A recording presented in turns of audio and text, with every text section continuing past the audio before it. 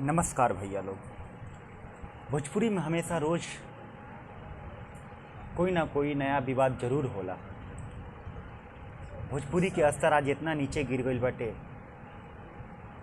कि भोजपुरिया दुनिया के गरिमा गिरावे में चंद सिंगर लोग के नाम जरूर आवता। भोजपुरी में हिट होवे खातिर कुछ भी उठा के गा देवे ता लोग। जैसे सकेत पेन्हल छोड़ दे कलुआ से माई से लेके चाची तोहर बाची सपनवा में आती है से लेके। हम केहू के सपोर्ट नहीं करत, ना केहू के सपोर्ट में बानी। जे गलत करी ओकरा सजा मिले के चाही और मिली। नेम बेस गाना के शुरुआत कहाँ से भई सोची।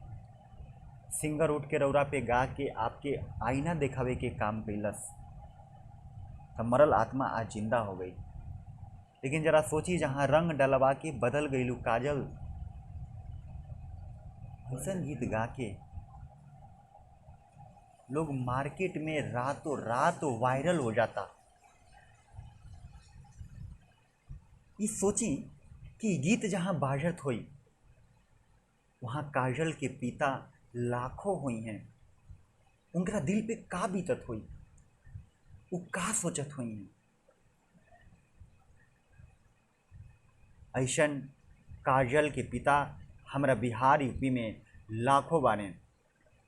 रउआ सोची, रउआ पावर पैसा के गर्मी देखा के निकल जाता नहीं। उनका दिल में ये टीस उठत हुई, बस उनका लगे पावर और पैसा नहीं के, ऐसे वहाँ के चुप हो जाता नहीं लोग। एक और नेम बेस गाना फिलहाल मार्केट में बाटे, रे नीलुआ तोरा पिलुआ परी। नीलू,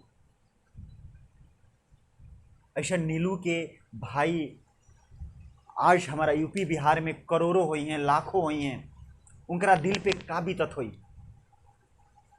ऐ जहाँ गाना बाजत हुई ओजा वो दिल पे महसूस के रह जात हुई लोग। आपके तो एगो सिंगर आके आपके आईना दिखावे के काम कैलस, रौरा अपन पैसा और पावर के धमकी दिखावे लगनी। क्या पहले ये बात सोचे के ना रहे भैया? ये दुनिया है, एजा जैसन के तैसन जरूर मिलेला। आज हमनी के सपोर्ट करे के बा और हमनी के केहू के सपोर्ट नहीं करत जा। गलत के गलत कहब, इन्हें का गलत बटे।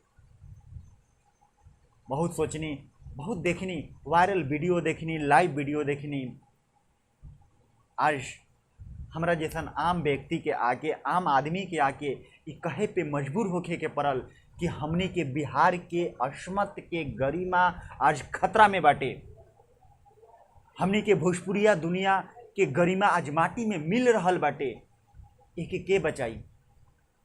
हमनी के सोचनी जा कि हमनी के भोजपुरी के दुनिया के गरिमा, अस्मत, संस्कृति, सभ्यता, संस्कार रौरा के दे देहब, रौआ संभाल के राखी।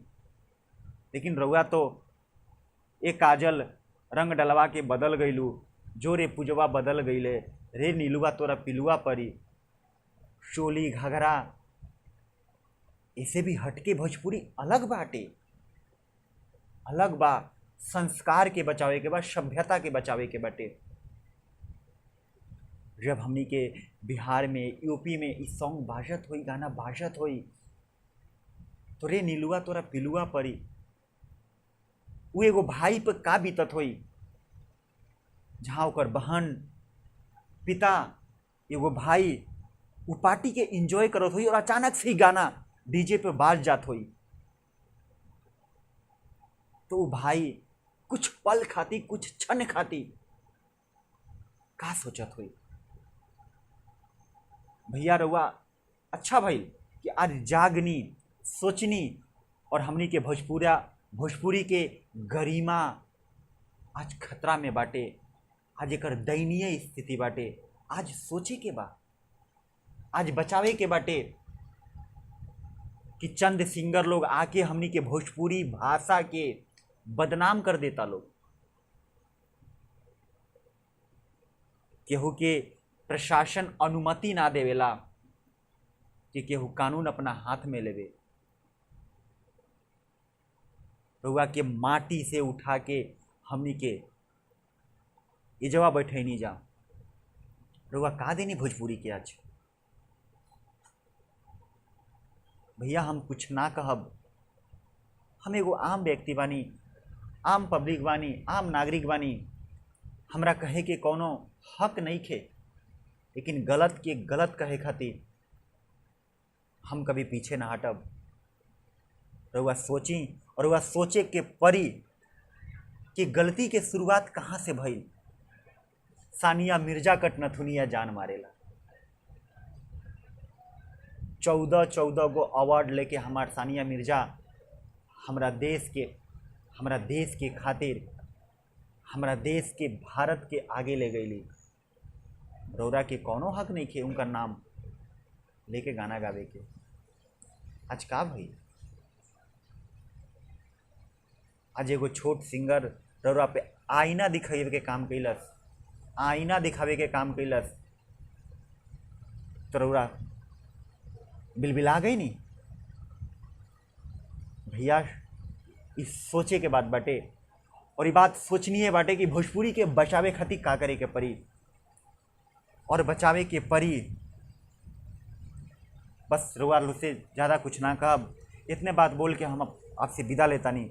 जय हिंद, जय भारत, जय भोजपुरी, जय भोजपुरिया समाज।